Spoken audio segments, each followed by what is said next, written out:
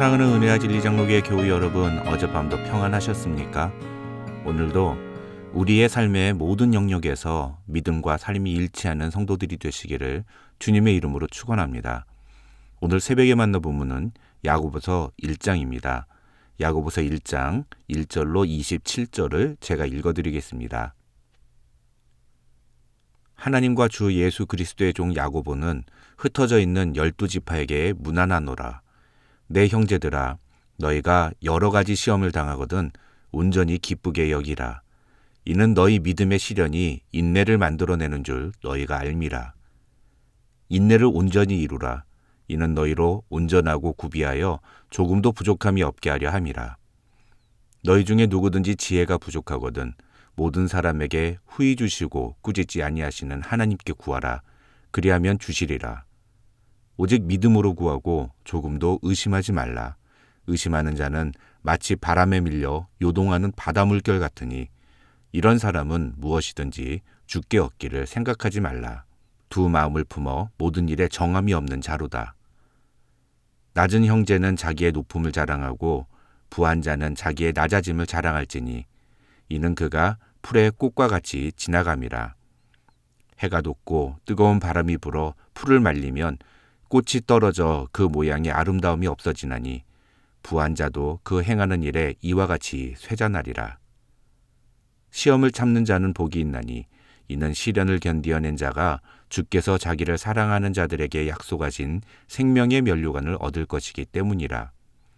사람이 시험을 받을 때에 내가 하나님께 시험을 받는다 하지 말지니 하나님은 악에게 시험을 받지도 아니하시고 친히 아무도 시험하지 아니하시느니라.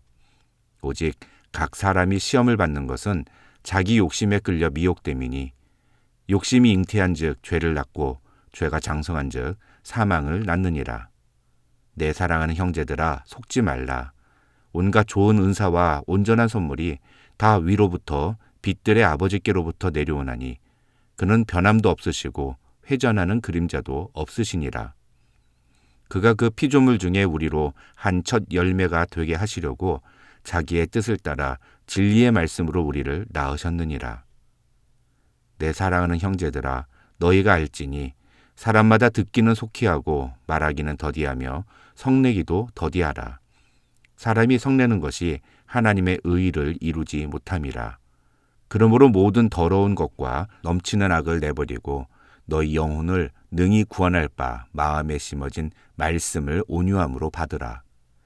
너희는 말씀을 행하는 자가 되고 듣기만 하여 자신을 속이는 자가 되지 말라.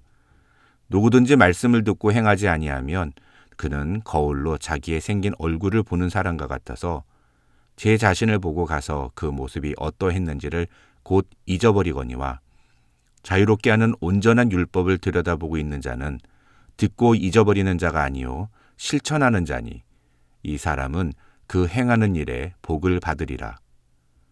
누구든지 스스로 경건하다 생각하며 자기 혀를 재갈물리지 아니하고 자기 마음을 속이면 이 사람의 경건은 헛것이라. 하나님 아버지 앞에서 정결하고 더러움이 없는 경건은 곧 고아와 과부를 그 환난 중에 돌아보고 또 자기를 지켜 새 속에 물들지 아니하는 그것이니라. 이번 주에 다루게 될 야고보서는 성경 중에서도 믿음과 행함의 관계에 대해 이야기하는 대표적인 성경입니다. 야고보서는 약 12가지의 큰 주제를 언급하면서 이 주제들 속에서 믿음과 행함이 일치하는 모습이 어떤 것인지를 구체적으로 우리에게 제시하고 있습니다. 오늘 본문인 야고보서 1장에는 크게 두 가지 주제가 등장한다고 볼 수 있습니다. 하나는 시험에 대한 것이고 다른 하나는 참된 경건에 대한 것입니다. 본문 구절로 나누면 1절부터 18절까지는 시험에 대한 바른 태도를 다루고 있고 19절부터 27절에는 참된 경건이란 어떤 모습인가에 대해 이야기합니다.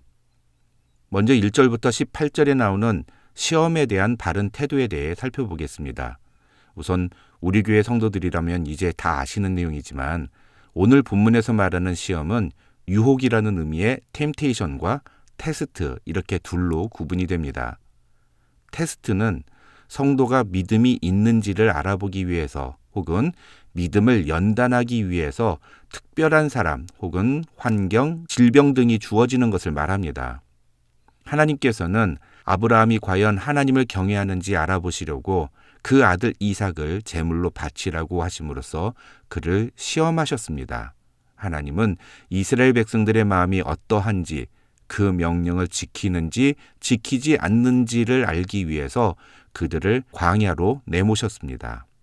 그러나 하나님이 이런 시험을 허락하시는 이유는 결국 그 시험을 통해 하나님의 백성들에게 복을 주시기 위해서라고 신명기 8장 16절은 말하고 있습니다. 하지만 템테이션, 즉 유혹은 성도의 신앙을 꺾으려는 외적인 시련과 죄를 범하게 만들려는 의도에서 비롯된 내적인 유혹을 의미합니다. 쉽게 구분하면 긍정적으로 어떤 사람의 믿음을 증명하기 위해 주어지는 것은 테스트이고, 부정적으로 실패하게 하려고, 넘어지게 만들려고 하는 것은 템테이션이다, 이렇게 구분할 수 있다는 겁니다. 중요한 건 동기입니다. 알아보려고 하는 것은 테스트고, 넘어지게 하려는 것, 죄를 짓게 만들려는 것은 템테이션입니다. 그렇다면 오늘 본문에서 말하는 시험은 테스트일까요? 아니면 템테이션일까요? 결론부터 말씀드리면 12절까지는 테스트, 그리고 13절부터 18절까지는 템테이션에 대한 내용이라고 정리할 수 있습니다. 2절에 나오는 여러 가지 시험이란 표현은 바로 이렇게 우리가 테스트와 템테이션 두 가지를 다 만나게 될 수 있다는 뜻입니다. 그래서 참된 그리스도인, 바른 믿음의 사람은 자신이 당하는 시험이 하나님을 향한 우리의 믿음을 증명하게 하는 시험인지 아니면 우리로 죄에 빠지게 만들려는 유혹인지를 분별할 줄 아는 능력을 갖고 있어야 한다는 겁니다. 그렇다면 먼저 12절까지 나오는 테스트에 대해서 이야기해 보겠습니다. 2절에서 야고보 사도는 우리의 믿음을 확인하고 증명하는 테스트를 만나게 되면 그것을 거부하거나 두려워하지 말고 온전히 기쁘게 여기라고 권면합니다. 왜냐하면 우리는 그 믿음의 시련을 통해 인내를 키울 수 있기 때문입니다. 다시 말하면 믿음의 시험을 통해 우리의 인내가 인정을 받는다는 것입니다. 그래서 4절에서 야고보 사도는 인내를 온전히 이루라고 권면합니다. 쉽게 말하면 끝까지 참고 견디라는 뜻입니다. 왜 그렇습니까? 4절을 보면 이는 너희로 온전하고 구비하여 조금도 부족함이 없게 하려 함이라고 말합니다. 이 말은 우리가 인격적으로 완벽한 사람이 된다는 뜻이 아니라 예수 그리스도를 온전히 닮는 사람이 되어간다는 뜻입니다. 그렇다면 그것을 위해서 우리에게 필요한 것이 무엇이냐? 5절에서 야고보 사도는 그것을 지혜라고 설명하면서 우리에게 너희에게 지혜가 없다면 지혜를 구하라고 권면합니다. 다시 말하면 인내로 시험을 잘 감당하기 위해서는 우리에게 지혜가 필요하다는 뜻입니다. 어떤 분들은 이 5절을 가지고 우리 아이들이 지혜가 많은 아이로 자라나게 해달라고 기도하는 그런 분들이 있습니다. 그러나 그런 식으로 기도하는 것은 성경을 잘못 사용하는 것입니다. 이 5절로 12절에서 말하는 지혜란 간단하게 말하면 시험을 대하는 자세입니다.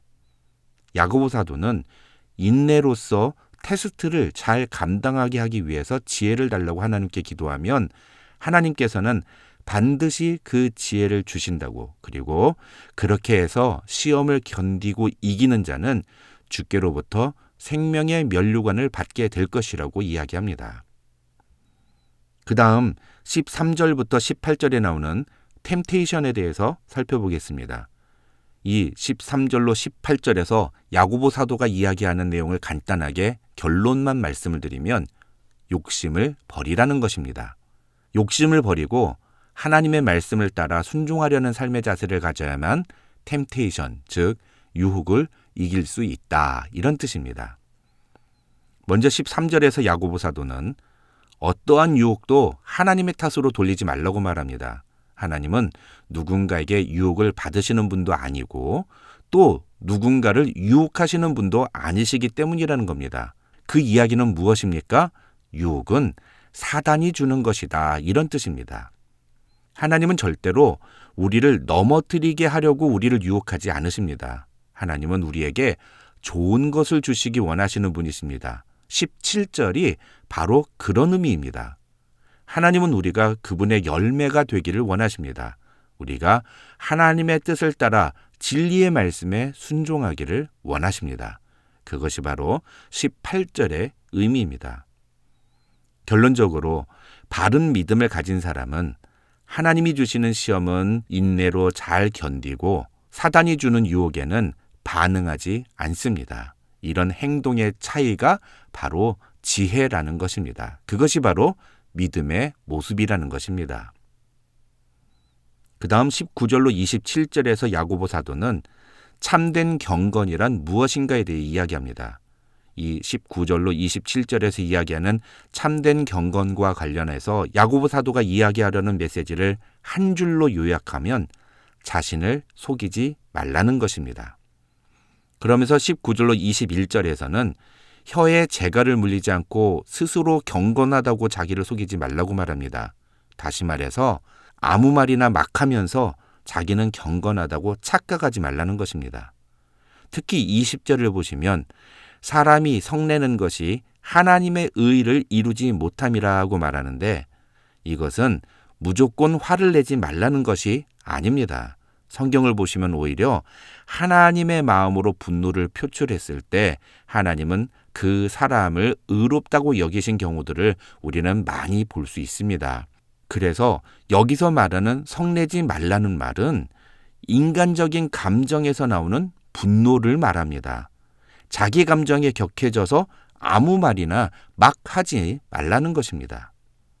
둘째로 22절로 25절에서는 말씀을 듣기만 하고 행하지 않음으로써 자기를 속이는 자가 되지 말라고 경고합니다.